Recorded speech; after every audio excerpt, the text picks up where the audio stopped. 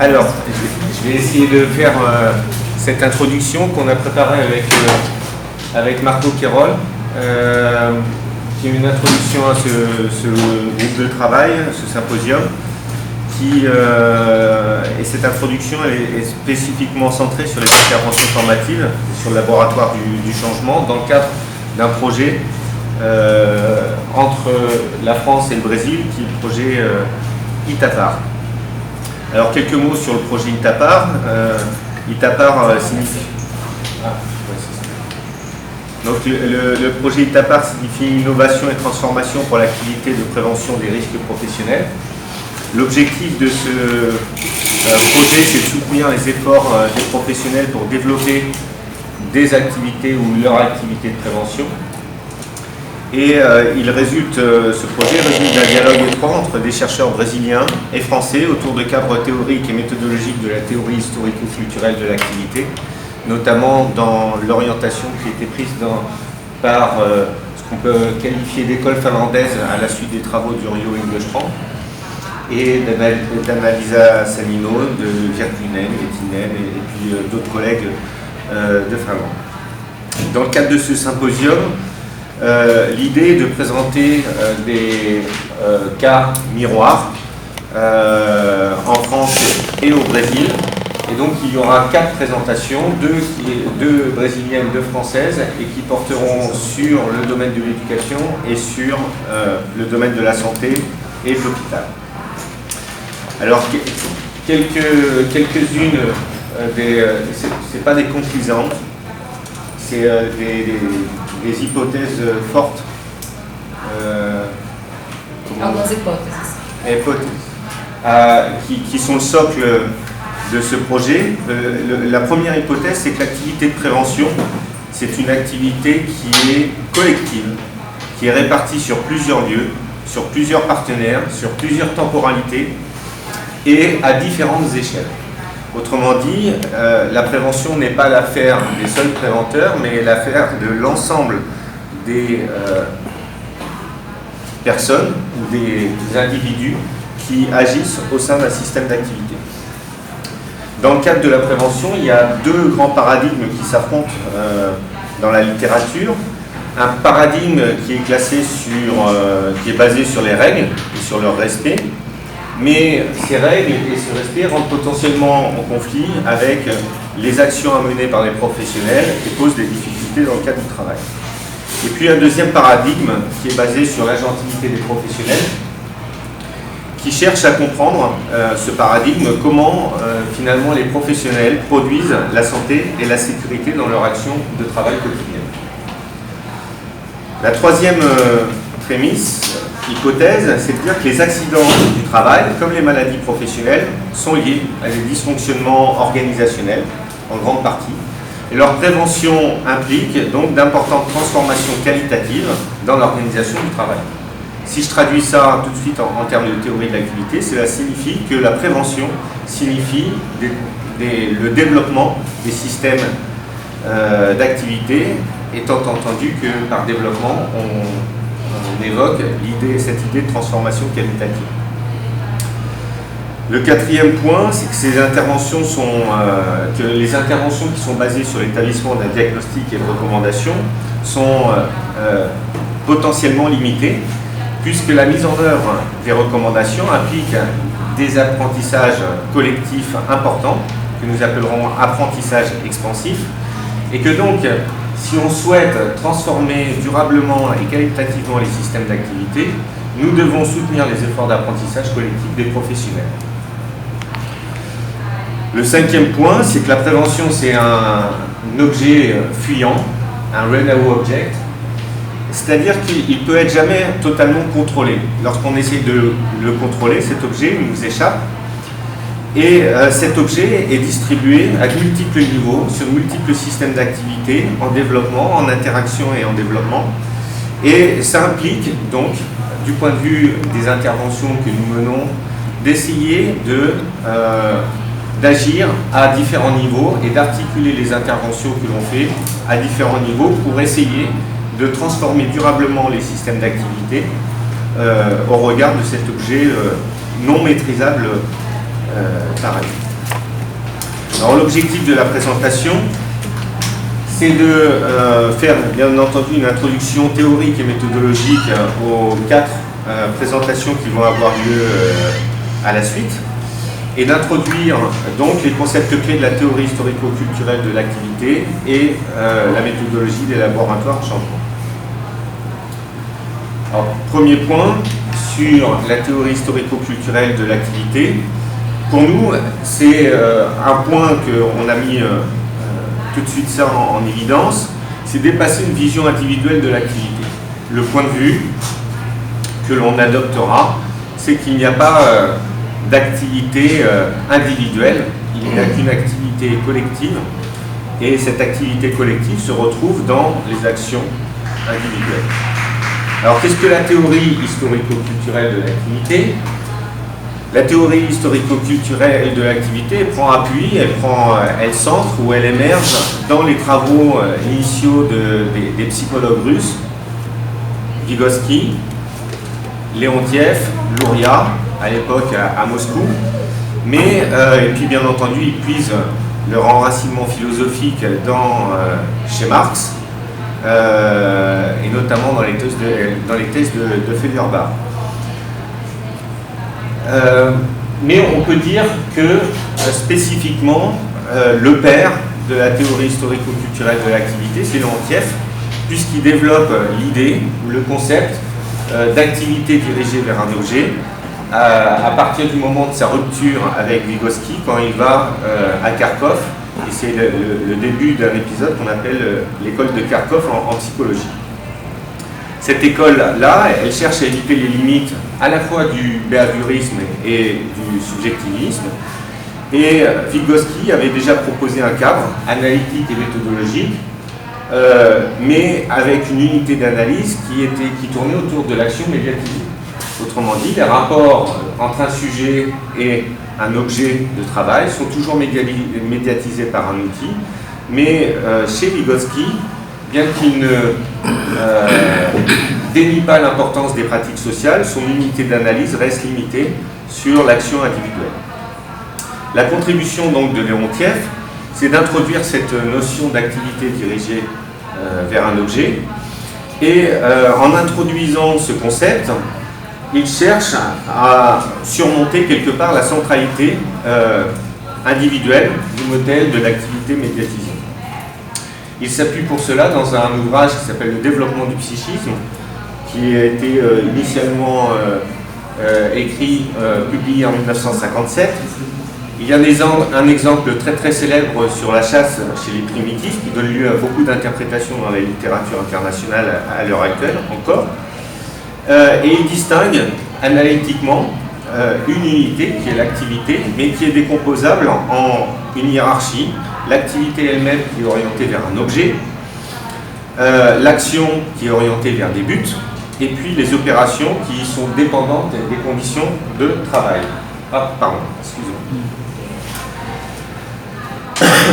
Cette activité, on voit bien que la distinction entre objet et but conscient est de toute première importance chez Leontiev, et son but c'était d'éviter d'extraire les éléments psychologiques pour les étudier séparément, mais élaborer des catégories qui permettent d'étudier le développement psychologique sans le séparer des formes d'activité collective qui les déterminent. Autrement dit, c'est une véritable révolution, alors même qu'on pense que la pratique sociale extérieure, collective, n'est pas une catégorie de la psychologie, il fait rentrer cette catégorie dans la psychologie.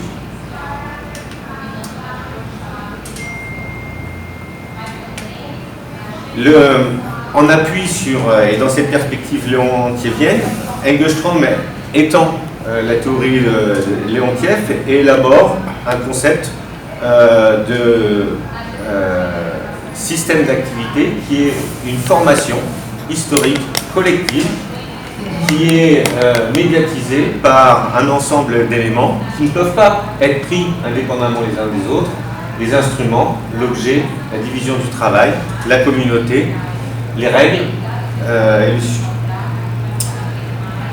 Un point sur l'objet, parce que c'est de toute première importance, c'est l'objet qui définit l'activité. Donc l'activité n'est pas la propriété de personne, elle ne peut pas être définie par les personnes qui la font, mais c'est l'objet même de l'activité qui définit l'activité dans laquelle les individus se trouvent. Cet objet n'est pas simplement une idée, il se présente aussi de manière matérielle, et notamment, si on donne des exemples dans le domaine médical ou dans le domaine de l'éducation, dans le domaine médical, il se présente aux praticiens sous la forme de patients, et dans l'enseignement, il se présente sous la forme d'élèves. Donc, dans tout objet, il y a une double dimension, une dimension matérielle et une dimension idéale. Ces systèmes d'activité ne sont pas figés dans le temps. Les pratiques sociales évoluent, les systèmes d'activité évoluent historiquement, et ce sont des systèmes ouverts qui peuvent intégrer un ou plusieurs éléments, et l'intégration d'un ou plusieurs éléments donne lieu à des contradictions dans le système d'activité. Les contradictions, et dans la plus pure traduction marxiste, l'idée c'est d'essayer de comprendre que l'automouvement des systèmes d'activité réside dans des contradictions qui sont héritées historiquement. Donc, un des objets des interventions, ça va être de pouvoir étudier ces contradictions, de pouvoir les analyser, de les mettre en évidence pour pouvoir inventer quelque chose qui permet de les dépasser, quelque chose de nouveau, et donc un nouveau système d'activité. Ces contradictions ne doivent pas être confondues avec des symptômes.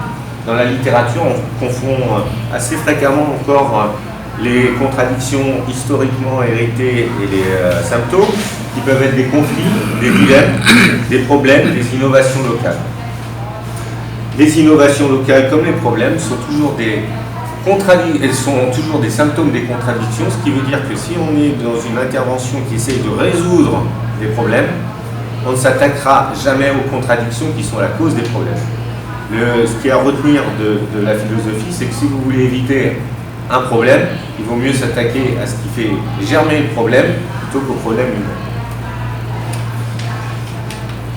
Un lien entre la prévention et cette notion de système d'activité. Tous les systèmes d'activité sont pénétrés par une contradiction primaire dans chacun des éléments. Et cette contradiction primaire, c'est une contradiction de valeur d'usage et valeur d'échange. Quelle forme elle prend dans le cadre de la prévention? Elle prend souvent la forme d'une contradiction entre d'un côté la prévention et de l'autre côté la compensation qui est liée au travail. La résolution de ces contradictions, ces contradictions primaires, c'est pas la résolution, excuse-moi. Disculpa, c'est non à résolution. Les contradictions primaires donnent naissance à des contradictions secondaires entre les éléments du système d'activité, par exemple entre les règles et l'objet de travail, par exemple entre la division du travail et l'objet de travail, et à des contradictions tertiaires avec une pratique plus développée culturellement. C'est extrêmement important puisque à partir du moment où on va développer un système d'activité, ce nouveau système d'activité, lorsqu'on va essayer de l'implémenter, il va rentrer en contradiction avec l'ancien et il va générer bien entendu des résistances et tout un tas de problèmes qui sont les symptômes.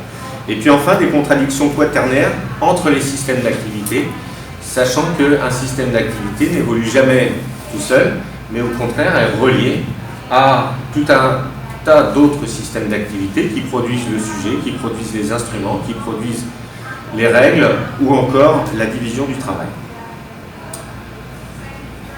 La résolution de ces contradictions implique toujours un apprentissage collectif qui est orienté vers le développement des systèmes d'activité.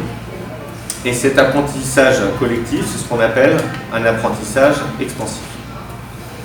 Les interventions formatives visent justement à soutenir ces efforts d'apprentissage expansif. Et cette méthodologie se distingue d'autres formes d'intervention. Ici, vous avez, c'est pas très visible, disculpa. On a des interventions qui cherchent à transformer l'objet de travail, des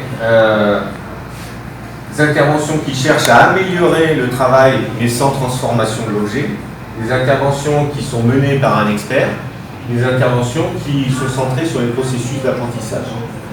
Le laboratoire du changement, par rapport à d'autres formes d'intervention, il est centré sur des processus d'apprentissage de collectifs qui essayent de transformer leur activité par un mouvement d'expansion de l'objet de leur activité, donc par une transformation qualitative importante de l'objet de leur activité. Autre point important par rapport à cette intervention,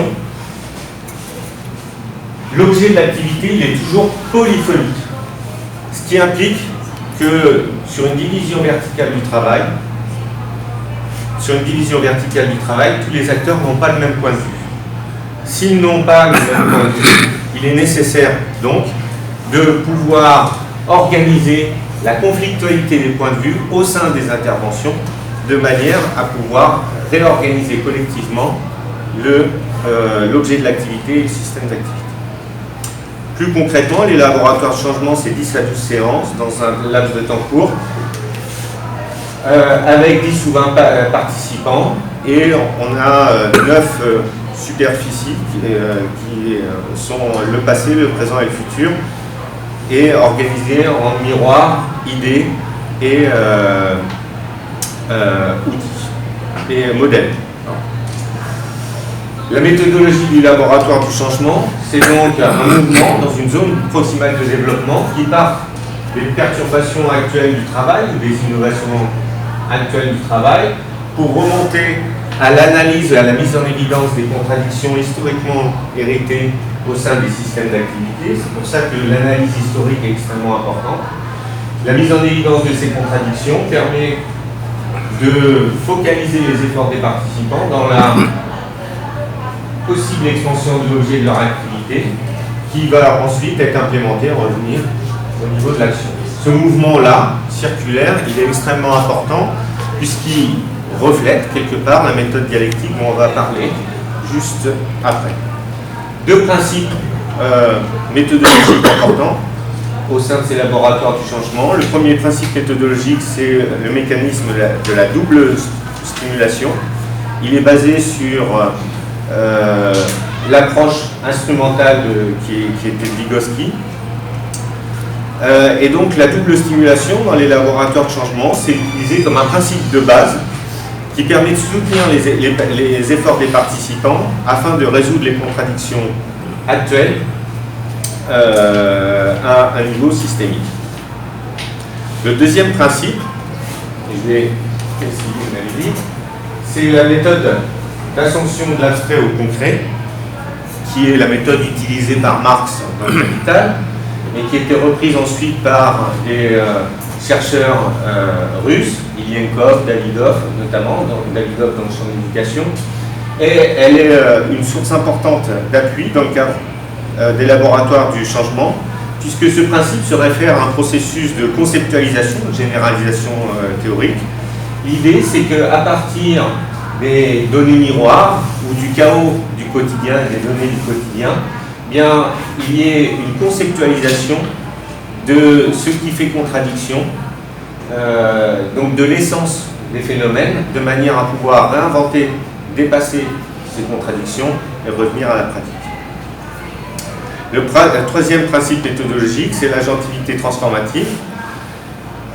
On peut la définir très rapidement comme l'agentivité transformative se manifeste lorsque des professionnels résolvent les conflits, les perturbations au cours du développement de leur activité locale et de leur pratique de travail. Elle vise à sortir du cadre d'action déterminé, à prendre l'initiative de le transformer. Conclusion.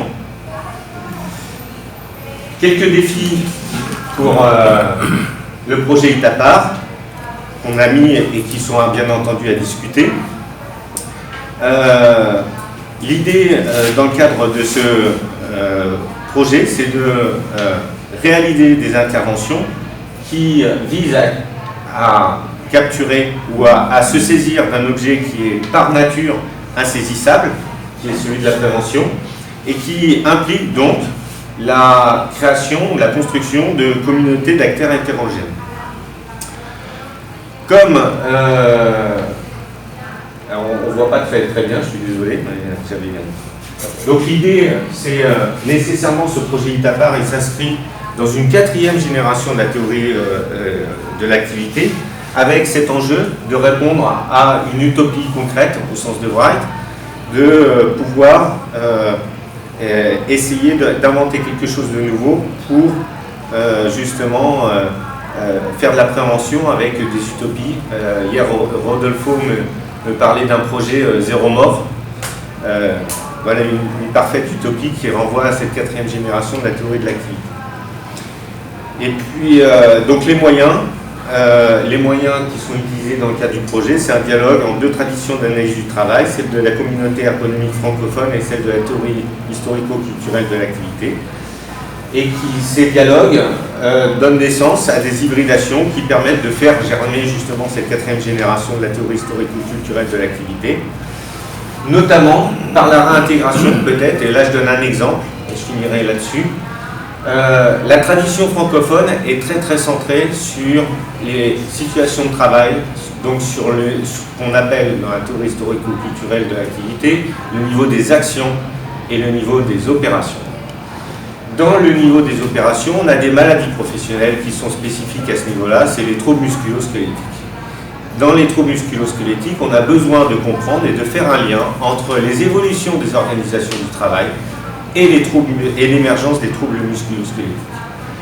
La théorie historico-culturelle de l'activité de ce point de vue-là, avec sa structure en 3 voire 4 niveaux, puisqu'il y a des interactions entre les systèmes d'activité, elle offre un cadre pertinent pour comprendre les rapports dialectiques qu'il y a entre le mouvement historique des organisations du travail, l'émergence des troubles musculo-squelettiques au niveau des gestes, donc au niveau des opérations, de manière à pouvoir réinventer de nouveaux systèmes pour prévenir les troubles musculo-squelettiques. Donc il y a très certainement des enjeux à non pas étendre seulement la 4e génération de la théorie de l'activité vers le haut, mais également de la faire germer par le bas, en s'appuyant sur une hybridation entre l'approche ergonomique francophone et la théorie historico-culturelle de l'activité. Voilà, j'ai dépassé un peu. Merci.